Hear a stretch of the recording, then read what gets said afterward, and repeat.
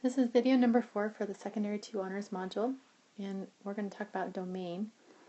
Now, as you already know, domain is where the values of x are defined. With rational expressions, we have what are called restrictions on the domain. So why does that happen? If you think about what we've already seen with rational expressions, when you have something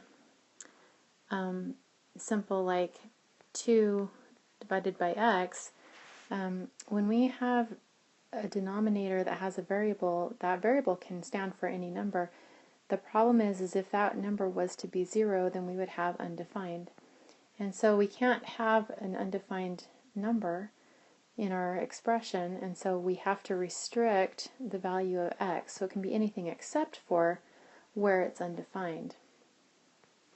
So because you can't divide by 0, a rational expression will have a restricted domain whenever the denominator is 0.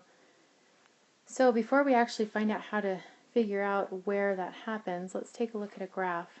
And so if we graph the expression, or the equation, y is equal to 1 over x, we can always make a table, and a table is a way that you can find what a graph looks like, even if you don't have any other way to do it.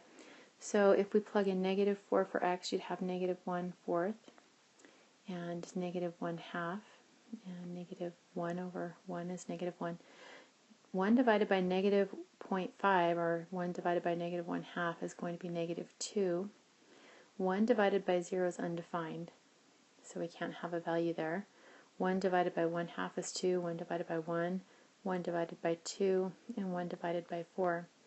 If we go and plot those points, you get something that looks like this, and then if we connect them, because it is a function, we'll get something that looks like this.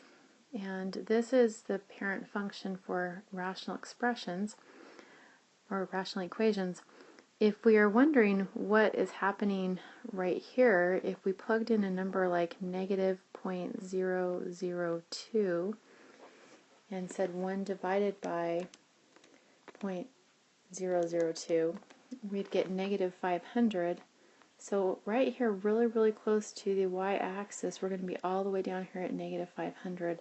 So it gets really small really fast. It's going to do the opposite thing right here. If we put in positive 0.02, it's going to be positive 500. So it's going to be really big.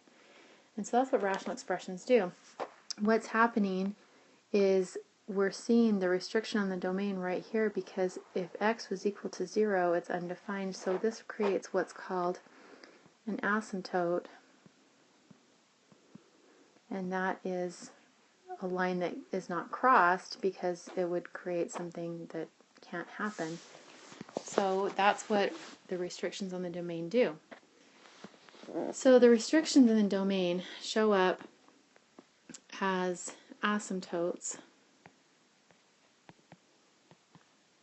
They can also show up as holes, but we won't be studying this at this time. So let's do an example where we find what the restrictions on the domain are. So what we need to think about is we need to think about, in this equation, if this number was 0, that would be undefined.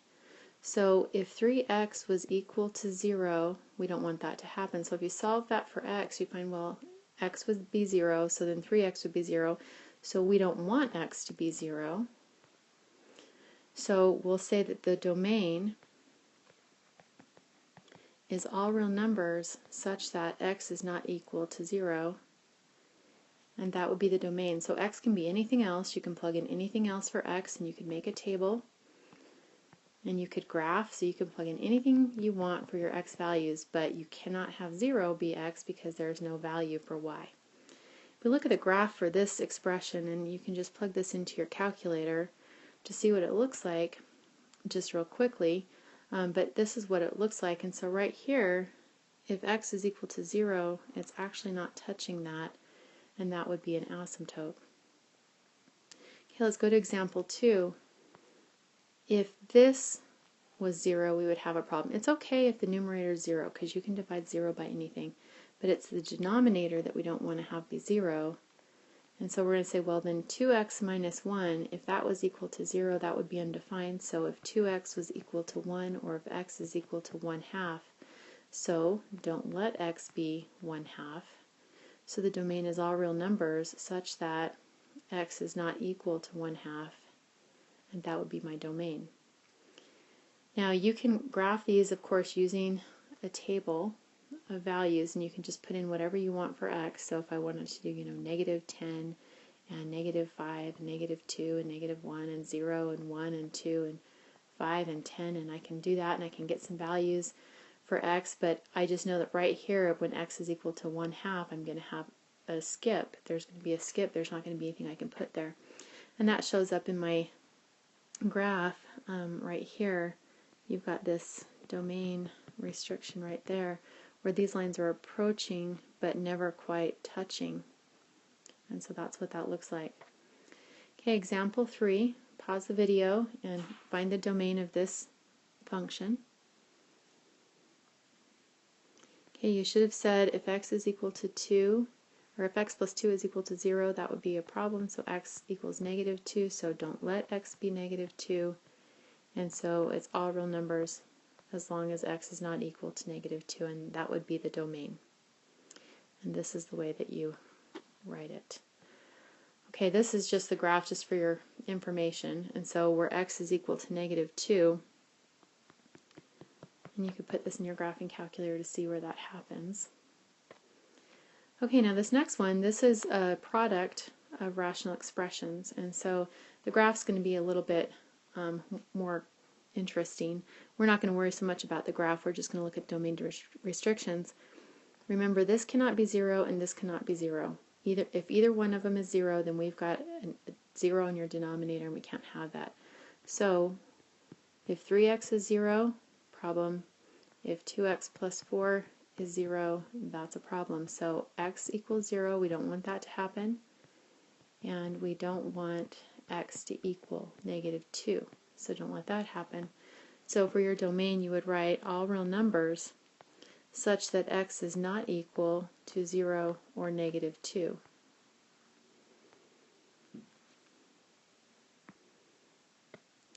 Okay, example number 5. This one's a complex fraction, and so if you think about it, you've got a numerator over denominator. Your numerator can be 0, that's okay, but your denominator can't be 0. So let's focus on the denominator for a second. If the x plus 4 was 0, I would have 0 divided by something, and that would equal 0, so I don't want that to happen. So therefore x plus 4 is going to give me one of my restrictions. So I will not let x be equal to -4. Okay, the next thing I need to look at is on the bottom, what if this right here was equal to 0? Then I would have something divided by 0, and that's a problem. So I can't let that happen either. So 2x minus 10 equals 0 will cause another restriction. So when x equals 5, so I won't let x equal 5. Okay, the other thing that I have to worry about is in my numerator of this complex fraction, I have a fraction right there, and so the 2x can be 0, but the x plus 1 cannot equal 0, so I won't let it be 0. So x will not equal -1. So my domain will be restricted in 3 ways. All real numbers as long as x is not equal to -4, -1, or +5. You don't necessarily have to write them in that order, but it's helpful. If we look at the graph of this function, it's a little bit strange, and so if you want to type it in your calculator and see, you need to make sure you use a lot of parentheses. But it's also interesting to look at the table as well, because in the table, and so you do second, and then above the graph button, and you'll see a table, and it will have your values of x and y, and you'll see, if you scroll using your up and down arrows, you'll see 3 places where it will say error, and that's where it's undefined if you look at that. So if you want to take a look at that, that might be helpful. Okay, the last one we're going to do is example number 6. Pause this and get the domain restriction, and then see if you're right.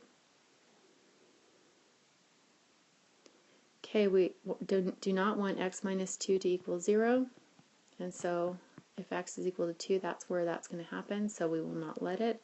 So the domain is all real numbers such that x is not equal to 2, and that is your domain. when you look at that equation, if we look at what we have learned before as far as simplifying your rational expressions, if you were to factor that numerator, and then you would have this, and you say, well, I could cancel those, so maybe I don't really have the restriction, maybe it's just 2, so y equals 2 is just a horizontal line going through the y-axis at 2. But if you look close enough and you zoom in close enough, this right here is when x is equal to 2, y is equal to, and your calculator says nothing. There's actually a hole right there in the graph, just a little skip for that one point, and that's what's happening there. So it's still, even though it cancels, it still affects the graph, and so that's one of the reasons why we study the domain. So what does it mean when factors cancel in terms of changing the domain? The domain actually is still affected by any cancel factors. As you move forward in math, you'll later learn about things called holes, and we talked today about vertical asymptotes. There's also such thing as horizontal asymptotes, which don't quite do the same thing, but they are affected by those factors. So, still affected, but you can still simplify it, but it still affects the domain. Okay, you're now ready to do the next section of your worksheet.